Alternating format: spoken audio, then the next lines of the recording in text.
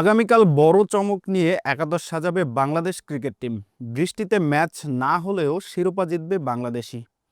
ঢাকার শেরেবাংলা জাতীয় ক্রিকেট স্টেডিয়ামে অনুষ্ঠিত হতে যাওয়া সিরিজ নির্ধারণী টি-20কে ঘিরে উত্তেজনা এখন তুঙ্গে।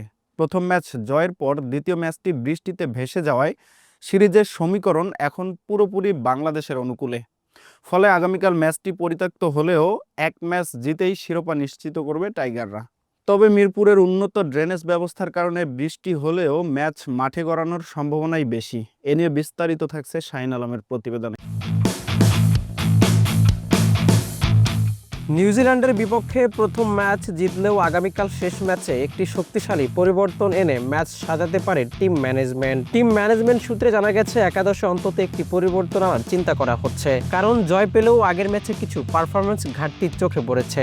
সেই কারণে অলরাউন্ডার তানজিম হাসান সাকিব বাদ পড়তে পারেন এবং তার জায়গায় সুযোগ পেতে পারেন তরুণ পেসার আব্দুল গাফফার সাকলাইন, যিনি ঘরোয়া ক্রিকেটে ধারাবাহিক পারফরমেন্সের মাধ্যমে নির্বাচকদের নজর কেড়েছেন।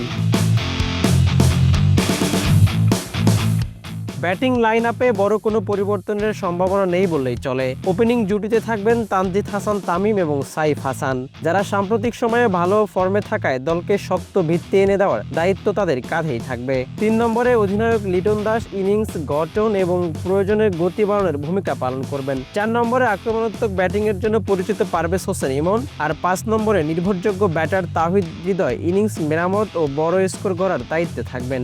শেষ দিকে দ্রুত রান তোলার জন্য ফিনিশারের ভূমিকায় থাকবেন শামীম হোসেন পাটোয়ারি, যিনি ম্যাচের গতি বদলে দেওয়ার মতো ক্ষমতা রাখেন।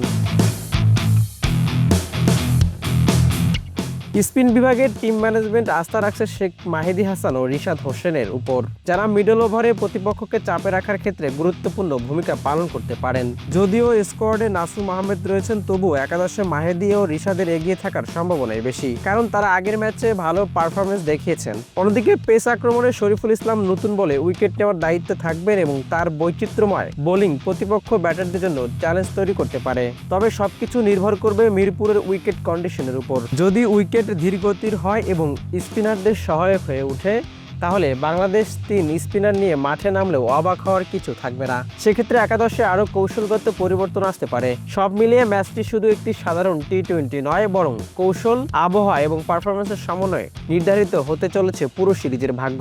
ম্যাচটি শুরু হবে দুপুর 2টায়, আর শেষ পর্যন্ত আবহাওয়ায় হয়ে উঠতে পারে সবচেয়ে বড় ফ্যাক্টর। দর্শক, এতক্ষণ দেখছিলেন সকাল নিউজ প্রেজেন্টস খেলার কাগজ। খেলার সকল আপডেট সবার আগে পেতে ফলো করুন আমাদের ফেসবুক পেজ এবং সাবস্ক্রাইব করুন আমাদের ইউটিউব চ্যানেল।